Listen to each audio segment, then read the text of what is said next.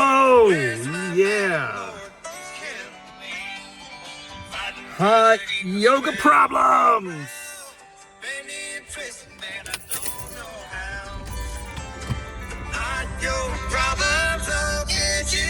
Woo! Oh, yes, my yogi friends across the land.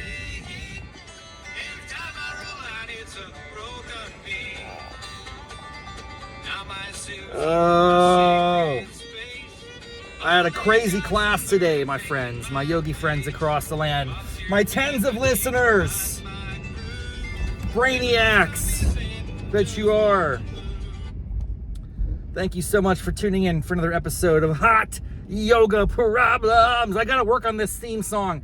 I gotta get the theme song integrated. If you missed the last episode, please hit it up. We have a theme song, courtesy of one of my dedicated, loyal fans, a fellow brainiac. I don't think he's a hot yoga practitioner, but yet he appreciates the energy that I bring to this content creation. So thank you. Thank all of you for being here. Today was ridiculous in a good way. I'm going to grade it. I think I need to start coming up with a better formula for the show. Like every session I should grade on a scale of 1 to 10. How did I do? My performance as a practitioner of the craft of hot yoga. And I got to tell you folks, today was a good day. I'm feeling like Ice Cube, man. I mean, I crushed it. I might grade that like a 9.2. And here's why. I think this is a real big factor. I got there early, as always. Loyal listeners know I don't play games. I'm not one of those people that rolls in at the last second, plops down, throws the mat out, drops the water bottle, clumsy, makes all sorts of noise. I am deft. I'm ahead of schedule, man.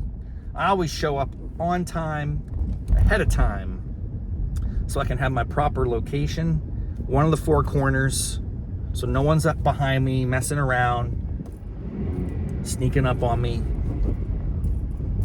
I was the first person to get there this morning. I was right when they opened, and the yogi instructor was very friendly. Hey, she's like, "What do you want to work on today, Rob?" I said, "That's very generous of you to ask." I typically, when I impose with that question, my initial response is to demur. Hey, I'm just here to get the practice. You tell me, you're the expert. I'm a practitioner. I don't know what the hell I'm doing half the time. So I just follow your lead. That's my mentality. And I kind of, said that in a lot more succinct and friendly fashion. Like, hey, whatever you say, man, I'm good to go. I'm half awake. I'm just glad to be here. She said, no, really. She kind of pushed the issue. I say, if you're going to push the issue, I'm going to give you something I enjoy. Again, loyal listeners probably know that a pose of great magnitude, it is a pose of extraordinary magnitude. That is the headstand. Yes, one of my favorite all-time poses is the headstand. I could headstand for days. I think I should just do headstands all across America and document that on an Instagram channel. I will come to your place of worship, your small business, your bat mitzvah.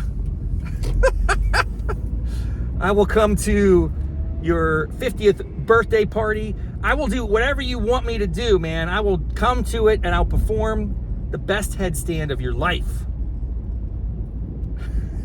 Is that a small business opportunity? Is there a market? Would people pay for me to travel across the land to perform my exquisite headstands? By the way, they're not that exquisite. But for some reason, lots of people can't do them. Can you do a headstand? I don't know, man. It seems like it should be pretty basic. I have no problems with it. And I'm overweight. I got issues, but I could get in a headstand almost without warming up. It's just that natural to me. Maybe in a second life, I was like a vampire bat. I like being upside down. Yeah! Woo! Headstands, baby. Anyway, I said, yes, I love headstands. So if you want to incorporate a headstand into the flow, I'm not going to complain. I'm not going to roll my eyes. Lo and behold, what she said to open the class. Here's the thing. I didn't want to be outed by the fellow classmates. Because frankly, sometimes at the opening of class, all the people around, an instructor will ask a question to the entire class. Does anyone want to work on anything in particular today?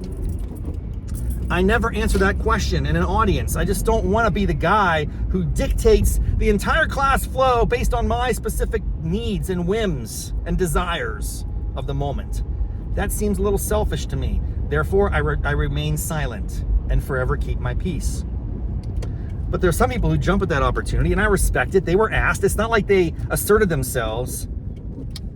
That would be a little egregious. If the class is just, getting going and someone speaks without being asked by the yogi instructor, hey, can we work on pigeon, inverted reverse pigeon today?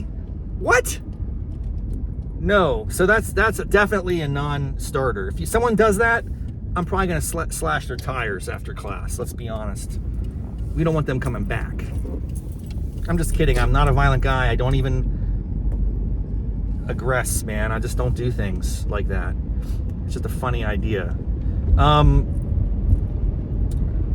Anyway, she starts class. Hey, thankfully she didn't out me, but she did say, well, someone requested headstands. And you know what? I don't think, and this is funny because she knows me. She knows I'm kind of slovenly and not super fit, and probably I struggle on a lot of the core work.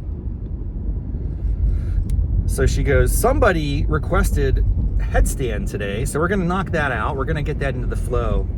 But what this person probably doesn't realize is that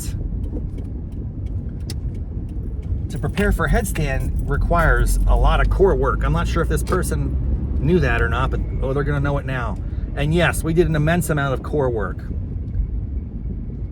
I'm not opposed to core work. It just has to be a certain kind of core work. I'm going to tell you right now, if I had to list my top 5 poses, it's going to be headstand, tree. This is going to sound crazy, but I like a reverse half moon. I just dig it. I think warrior 3, I crush. It's going to be hard to know that the 4th one or the 5th one. What would round it out? What would be my Mount Rushmore +1 of yoga poses? Headstand, warrior 3, reverse half moon, tree pose.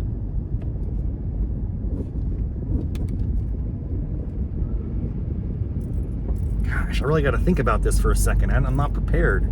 That's my Mount Rushmore though. Is it really? You got to really think more about this.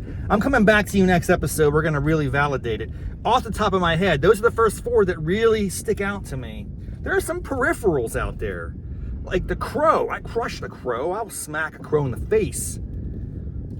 So that might be like a 5 or 6 or 7. I don't know where that came from, but the point is, dominated. 9.2. Headstands in effect. I did a headstand for like 2 minutes, dude. Probably like 20 breaths. Ujjayi in a headstand. Bam! I'm unstoppable. Stay tuned for more hot yoga action. This show's just getting started, folks. I'm on a rampage. I'm feeling very good today. I hope you are as well. Thanks for tuning in. Until next time. Namaste, mofos.